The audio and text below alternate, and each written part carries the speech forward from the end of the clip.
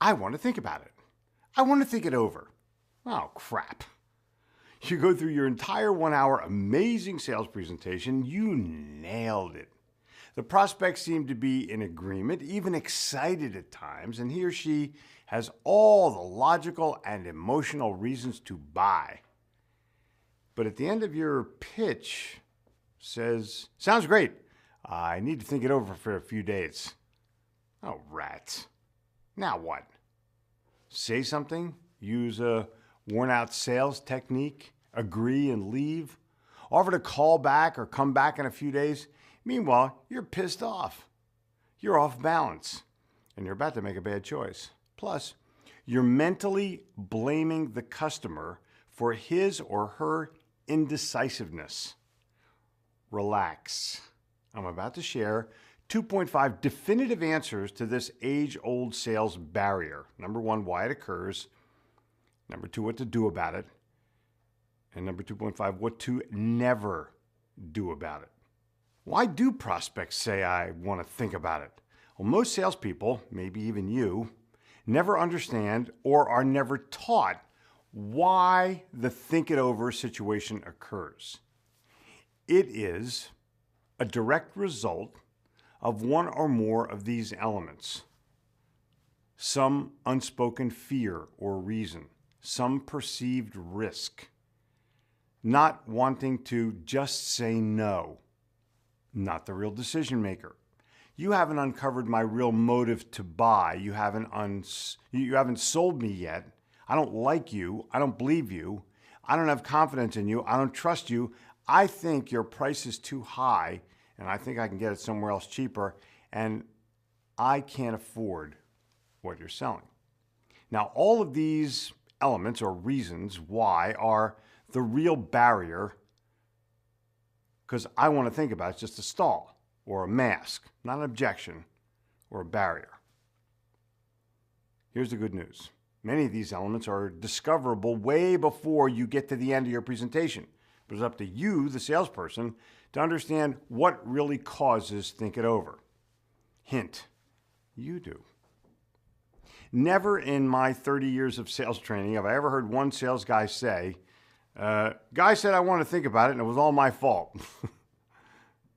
There's a few posts seeking answers to "I want to think about it" on Sales Gravy, a LinkedIn group with several thousand participants, and more on salesbuzz.com. There's hundreds of responses and all of them are way off base. Some are borderline pathetic. It's not about a response, it's about prevention. Before you blame the customer for their lack of ability to decide, ask yourself these questions. Did I offer a value proposition that favored the customer? Did I ask enough questions to discover motive and urgency of the buy? Did I establish rapport and friendly dialogue? Did I create some kind of link? Was I able to create a difference between me and my competition? Did I uncover the prospect's experience and past use? And I believe most important, do I know what the prospect's expected outcome is? Before you hear "I want to think about it," you may be able to prevent it. Study the reasons and the elements that I've just given you as a start or a starting point. They're the major clues as to the root cause. And there are the new rules of sales. With the advent of the internet, social media, and your responsibility to build visible reputation, combined with your ability to find everything you need to prepare for your sales call, you must be prepared in terms of the customer, and your reputation must precede you. Reputation and preparation in terms of the customer, in other words, how they win, will reduce the element of doubt. These are the major causes of think it over. Here's the rule. Never use an old world technique or force or rush the sale. You'll not only lose the sale, you'll lose respect. Rather, try to uncover the emotional or real cause of indecision. The reality is that most prospects want to think about price or just want to get rid of you.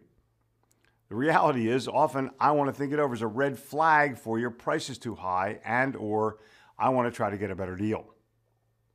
The reality is, rather than try a sales tactic, Try to ascertain an understanding of why this is being said so that you can prevent it next time. But here's a major clue. It's called resilience. If you do hear, I want to think it over, just ask the prospect how long they feel they need and make a firm written down appointment to return. No phone calls if possible. Here's some final answers.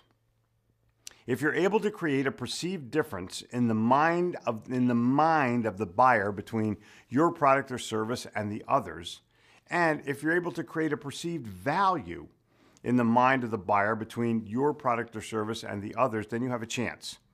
If the prospect likes you, believes you, has confidence in you, and trusts you, then there may be a sale. Think that over.